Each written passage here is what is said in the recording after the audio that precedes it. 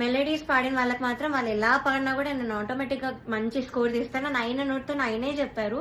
So he's very bias towards melody songs and his compositions. ఎలా పాడినా కూడా marks వేసేస్తారు. అయినే కాదు, అక్కడ ఉన్న సునీత గారు, చంద్రబోస్ సార్ కూడా, వీళ్ళందరూ కూడా అంతే. వాళ్ళ సాంగ్స్ పాడితే మాత్రం స్కోర్స్ ఆటోమేటిక్గా మంచిగా వచ్చేసాయి. సో ఇది point number 1. Point number 2 is very very hurtful to me personally, because నేను ఎలిమినేట్ అయ్యే ఎపిసోడ్లోనే ఏదో విషయంలో నన్ను చూస్తూ చెప్పారు ఇది కూడా. సో ద థింగ్ ఇస్, నేను మీ అందరికీ తెలుసు సూపర్ సింగర్లో నా ఫైనాన్షియల్ సిచ్యువేషన్ గురించి కానీ అంతా బయట పెట్టాను. సో దానివల్ల నేను కొన్ని వెడ్డింగ్ షోస్ అలాంటివి చేయాల్సి వచ్చింది. సో ఈ పాయింట్ మీద సార్ మాట్లాడారు. ఏమన్నారంటే అసలు వెడ్డింగ్ షోస్ చేసేవాళ్ళు నా దృష్టిలో సింగర్సే కాదు, నాకు చాలా అసహ్యం, it's like you're disrespecting music అని ఈ మాట అన్నారు. చాలా చాలా బాధ అనిపించింది. అదేంటి అంత స్టేజ్లో ఉన్నాయని ఇలా మాట్లాడారేంటి అని.